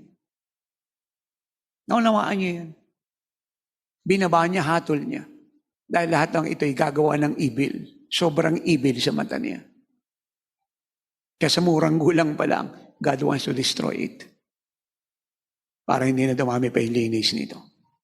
Hindi lang yan yung problema ni Saul. Binuhay niya pa si Agag. Yung hari ng Amalekite. Are you with me? Ngayon po yung utos, di niya sinunod. Now watch this. Verse 16, Then Samuel said to Saul, Be quiet! Ayan. Pinagalitan po siya ng prophet. Pag nagtaas na po ng tinig ang mga lingkod ng Diyos, tumahimik na po tayong lahat. Kasi pag nag-insist pa po tayo, problema mong malaki yan. Hindi tayo kinukompronta dahil matuwid tayo. Kinukompronta tayo dahil yung kasalanan natin, nalamak na. Paikot-ikot ka na lang. Sobra na. Be quiet! And I will tell you what the Lord said to me last night. Yan, inimbol niya na yung pangalan ng Diyos. Ilingkod ng Diyos yan, prophet yan eh. Siya inutusang mag-anoin. Siya rin yung inutusang magsabi kay Saul na tinatanggal ka na ng Diyos. And Saul said to Samuel, Speak on. So Samuel said, When you were little in your own eyes, were you not head of the tribes of Israel, and did not the Lord anoint you king over Israel? Now the Lord sent you on a mission and said, Go and utterly destroy the sinners. Ayan. Itong buong Amalisitang ito, sinner sa mata ng Diyos. Rebellious sinner, enemy ng Diyos. The Amalekites and fight against them until they are consumed or totally destroyed. Why then did you not obey the voice of the Lord? Yung po palang hindi pagsunod ng kompleto disobedience sa Diyos. Ginamit po ni Samuel yung the voice of the Lord. Pero siya po ang nagsabi kay Saul ng utos ng Diyos. Because he heard the voice of the Lord and say it to Saul. Why did you swoop down on the spoil and do evil in the sight of the Lord? Ito po pala ang pagsunod na kalahati. Evil pala ito sa mata ng Diyos. Ay, sayang yung grace teaching dito. Deception. And do evil in the sight of the Lord. 20. And Saul said to Samuel, ito niyo ito, tikas talaga ulo nito Napaliwanag pa rin siya. But I have obeyed the voice of the Lord. Ayan, pinipili niya, sumunod siya. But I have obeyed the voice of the Lord and gone on the mission on which the Lord sent me and brought back Agag, king of Amalek. I utterly destroyed the Amalekites, but the people took of the plunder, sheep and oxen, the best of the things which should have been utterly destroyed, to sacrifice to the Lord your God in Gilgal. Higit na pinahalagahan ni Saul yung kongregasyon kaysa sa utos ng Diyos at yung prophet. Higit niyang pinahalagahan yung kongregasyon. Hindi niya pinatay kasi sabi ng mga kongregasyon, hindi, tabi natin to. Handog natin sa Diyos. Pwede ka naman maghandog sa Lord na hindi doon galing sa Amalekite, dapat yung sarili mo. Ang sabi na yung lahat ng galing sa Amalekite, ubusin nyo. Ay kung gusto nyo maghandog, yun yung sarili nyo. Huwag doon sa pinapapatay ko. Ganun niyo po statement na to, ha? Pakinggan niyo itong statement na to. So Samuel said, has the Lord as great delight in burnt offerings and sacrifices, as in obeying the voice of the Lord? Behold, to obey is better than sacrifice. Ayan. Do you hear that? Hindi ka pwedeng gumawa ng mabuti riyan para takpan yung pagsaway mo. To obey is better than to sacrifice, and to heed than the fat of rams. 23. For rebellion is as the sin of witchcraft. Rebellion pala ang tawag ron, ano? Do you believe the word of God? Ha? Rebellion pala yun. Yung ganong ka-stupid na paliwanag, ano? Malinaw yung utos, hindi mo sinunod. Rebellion pala yun. At ito palang rebellion ito ay kagaya ng witchcraft. Now, paano i-retain ng Diyos si Saul? Kung spirit ng witchcraft dala niya. Hindi niya napansin. Mula sa early church, hanggang sa panahon natin ngayon, sa bawat generasyong dumaan, lahat ng nagrebelde sa Diyos at pamunuan, pinayagan ng Lord na mawala, magsialis. Wala siyang inawat. At very rare na nakakita kayo na sila'y nakabalik. Very rare. Wala reason na para sila pabalikin. Kasi yung spirit of rebellion is the spirit of what? Witchcraft. Papabalikin mo pa yung espiritu ng pangkukulam sa church? Ay tinuturuan mo yung mga anak ng Lord na sumuway. Hindi ba yung mga mangkukulam masuwayin? Spirit ng Diablo yung dala nun? Tinuturuan mo silang sumuway. Ikaw yung namumuno. Ako, aking paalala mag-resign ka na lang kung hindi ka susunod at magbabago Kasi mapapahama ka lang. Huwag mo nang ipilit yung gusto mo. Kaya nga, iyak lang iyak sa magdamag si Samuel Kasi alam niya, hindi na makakabalik si Saul. Minahal niya si Saul inanoint niya. Pero hindi siya sinunod ng Diyos. Ang maganda naman dito kay Samuel, kahit siya'y sugatan, mahal niya si Saul, almost anak niya, hindi niya pinayagan yung damdamin niya manaig kaysa sa utos ng Diyos. Dapat ganun ang leader For rebellion is as the sin of witchcraft, and stubbornness is as iniquity and idolatry. Grabe pala yung kasalanan yung disobedience na yan. Ito yung rebellion, the same as witchcraft. At ito stubbornness na ito. Stubbornness talaga yung spirit ni Saul Panay paliwanag. Paulit-ulit siya nagpapaliwanag. Wala man siya sinabing kagaya ni Haring David isang salita, I have sinned against God. Si David, na-restore. Yun lang ang sinabi.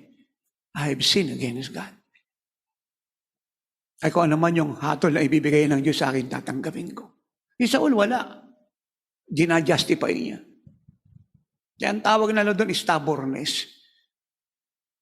Pag gina-justify natin ang mali, you carry the stubborn spirit. And that disobedience is the same as witchcraft. At ito pong stubbornness is as iniquity and idolatry. Hindi ako nagtataka, nagtayo siya ng monumento para sa sarili niya. In-idol niya yung sarili niya. Now listen to this. Because you have rejected the word of the Lord, He also has rejected you from being king. Ngayon yung iniiyak ni Samuel. Alam niya, rejected na si Saul. Hindi mo kailangang sabihin siya prophet yan Lingkod siya ng Diyos. Alam niya ang principle ng Diyos. Nga siya umiyak Naipit siya sa dalawang bagay. Sinususundin niya ang Diyos o papairalin niya yung pag-ibig niya kay Saul. He chose God. Nahirap po sa isang apostol yun. Nung isa nakita ko si nanay umiiyak, alam ko na mayroong dinadala. At ang prayer ko, Lord, let her choose you, not anybody. Siyempre, umiyak si nanay, nagmamahal eh. I know what she is feeling, what she is passing through. Make her top. Let her choose you, not anybody. Eh, hindi naman nangyari sa akin, di ba? I have to make a choice. It is nanay or Jesus. 9 times. Sinasabi niya, teach them to obey me. Kaya ako, vindicated ako eh. Harap ako sa Diyos na malinis ang puso. Hindi ako harap sa Kanya, nakayuko. May tinago, may sinuway. Alam niyo, pwede tayong maraming weakness eh. Even though hindi siya justified. Pero maintindihan ka niya eh, kasi nasa process ka ng perfection. Pero may inutos siya sa iyong malinaw, major thing, hindi mo sinusunod. That is another story. Hindi weakness ang issue rito eh. Stubbornness, rebellion, disobedience. Tapos di ka pa nagre-repent, hindi ka pa nag-apologize, hindi ka pa nagsusuri, hindi mo ina-admit yung mali mo. Yun yung problema nun. King David, isang salita eh. Walang explanation sa prophet eh. Nagkasala ako laban sa Diyos. Pinapili siya ng prophet eh. Anong gusto mong parusa mula sa Diyos sa maranasan mo? Kung anong gusto ng Diyos, maganap.